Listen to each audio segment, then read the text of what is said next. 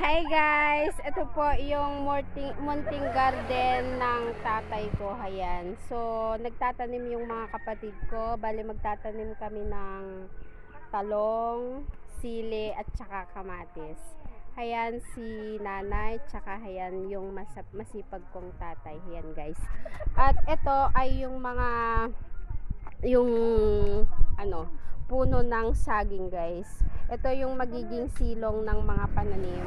Ayan, para hindi sila malanta. Ayan guys. Bale, pinutol-putol ito ng tatay ko. Yung ganito siya. Ayan. Pero sa ibang I think sa ibang lugar ay inuulam nila ito guys. Itong saging. Ganito.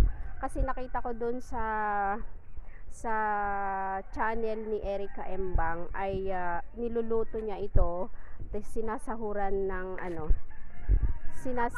niya ng sardinas. Pero dito hindi po namin inuulam to guys. Ayan, gawing pinggan okay lang, di ba?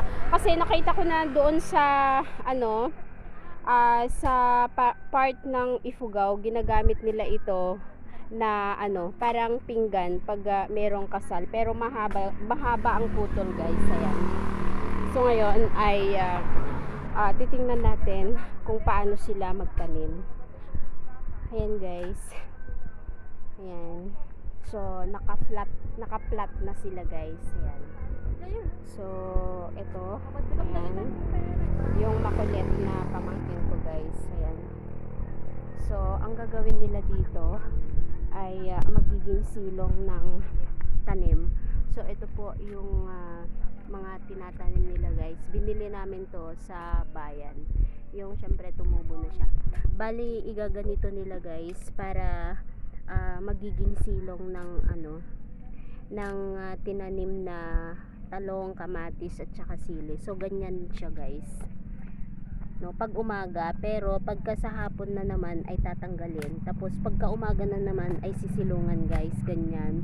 So hanggang sa mabuhay totally na lalagon, na mabuhay na yung sigurado na nakatubo na itong o nakaugat na itong pananim. Mga 3 to 4 days yan nagginaganyan. Ayan, medyo medyo nakakapagod.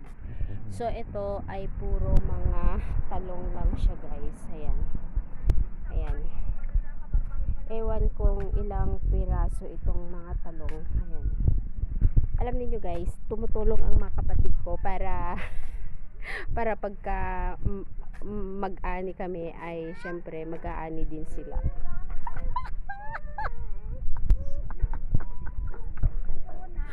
Ayan. Bale, ito daw ay tinatanim ng ate ko para dito siya mag-aani ng talong. Ayan. Guys, hindi na ako magtatanim guys. Magbibideo na lang ako. Maninigurado na lang. Pagkamamunga ang mga pananim nila. Ayan. Ayan guys, mainit pa. Magpo 4 PM na pero mainit pa siya guys. Ayan. Ayan guys. Ganito siya.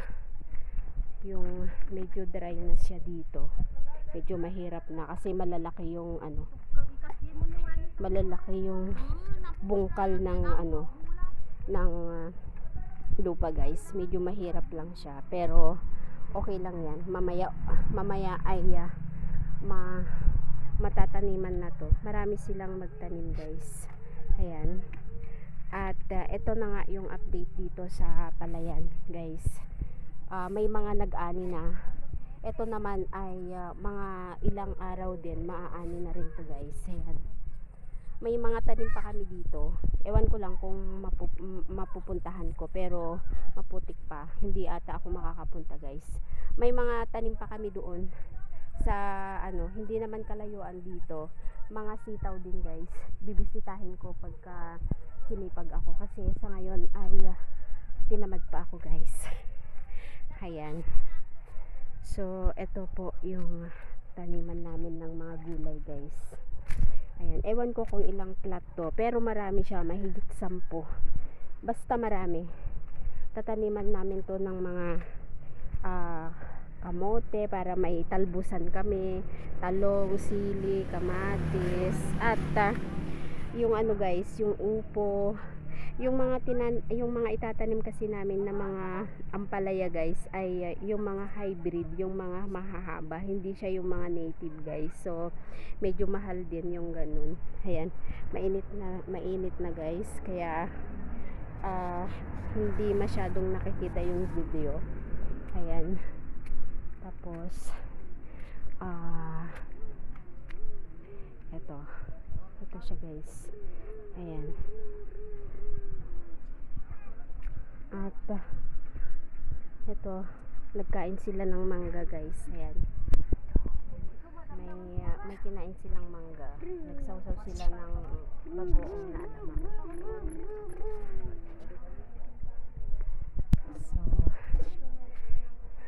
ito guys, mainit, kaya hinihingal na ako. Pabalik na ako sa aking tindahan guys. Ito pala yung karison na ginagawa ng kapatid ko, pero hindi pa siya tapos. Ayan guys. So ito guys, pabalik na ako dito sa aking tindahan. Wala akong ginawa kundi naghugas-hugas sa mga lagayan ng mga paninda ko guys, kasi at saka nagayos ako ng mga bote.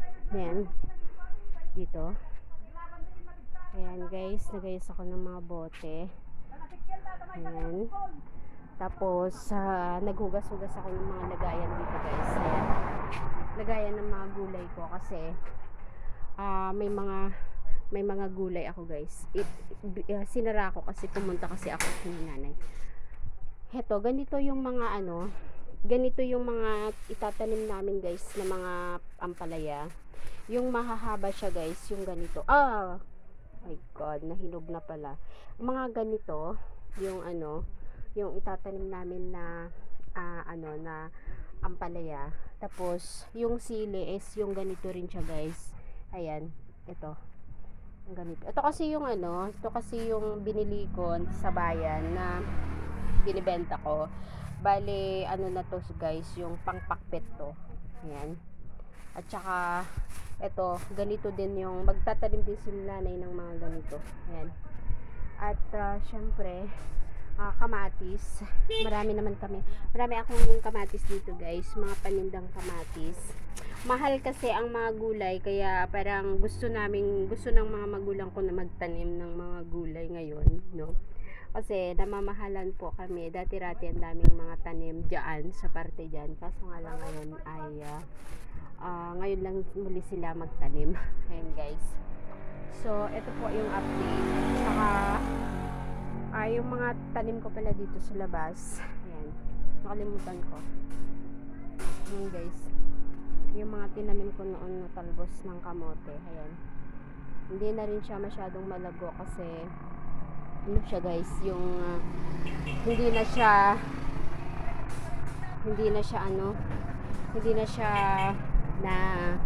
naaarawan. So ngayon ay yung mabilisang tour sa aking tindahan. Ito po pala yung sa loob ng aking tindahan guys, no. Ito yung mga paninda ko. Ayan. Hindi ko na lang siya sasabihin kung hindi ko na lang siya isa-isahin na sabihin. Basta titingnan nyo na lang kasi meron akong ginagawa guys. Ayan. So ganito lang naman ang loob ng aking tindahan. Ayan guys. Ayan. So may mga ako dito, mga paninda ko dito guys. Ayan. Maraming mga nakasabit guys. Mahaba siya kasi mula dito hanggang dito guys. Ayan. Sa awa naman ng Diyos ay napapadami ko na yung mga paninda ko guys, na dati nakita nyo naman ay konti lang noong nagsimula ako. Pero pa akong mga paninda sa loob guys. Ayan. Ayan. So ayan. Ayan guys. So ito yung mga paninda ko. Ayan. Ayan. Ayan guys. Ayan. May mga nasa baba pa siya. Ayan guys.